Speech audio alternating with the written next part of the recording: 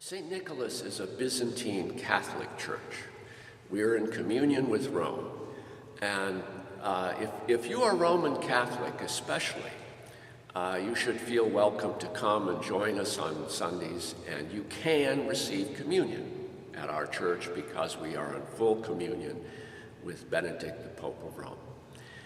Now, there are some differences in the Byzantine liturgy from the Roman Rite that most Catholics are familiar with.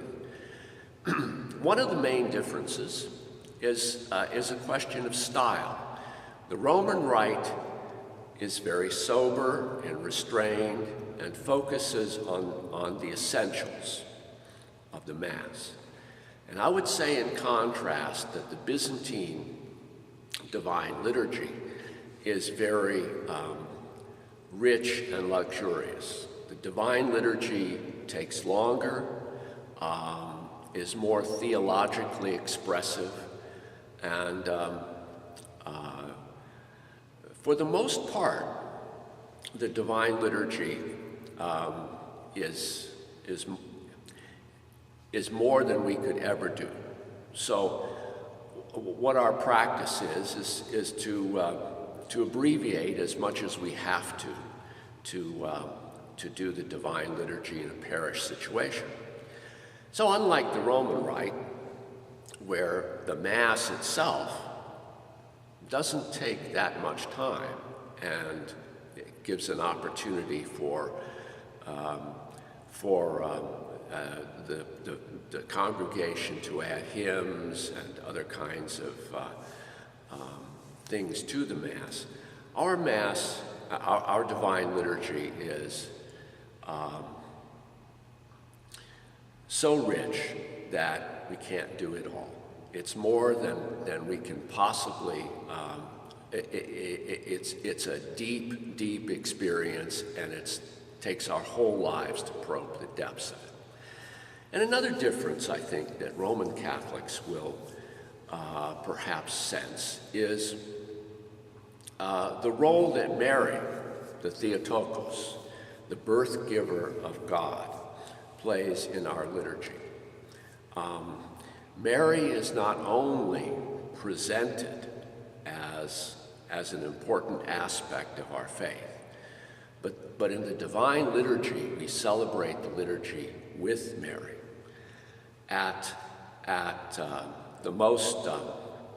In the very central moments of the liturgy, we honor Mary specifically. At the very beginning of the Divine Liturgy, when we're singing the antiphons, we ask for the prayers of the Mother of God, the Theotokos, because really, she's our mother in the order of grace. We're a family. We come together on Sunday with this family in Barberton, and the saints who from all ages, and especially, and those of us who have passed on and are with Christ in heaven, and especially our Mother in the Order of Grace, celebrate with us. And the icons in the church are meant to suggest their presence as we celebrate the heavenly liturgy together. We really see it as being lifted up. At a key point in the liturgy, the priest says, the doors, and the doors are shut, not to exclude people, but to give the sense that something is happening now. It's almost as if we're being lifted up into space or lifted up into heaven, and the ship is about ready to take off. The first thing that we do as the ship is taking off is we express our common faith in the Creed. So, the doors are shut. The other thing that happens during the Divine Liturgy is that the royal doors before the altar are opened up.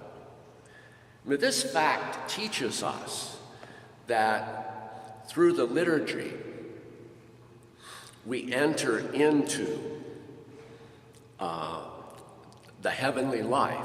It's a foretaste of heaven. And the liturgy opens the doors for us to participate in this life, in the life of heaven during this life. So I would like to invite you, if you're Catholic, to come join us on Sunday.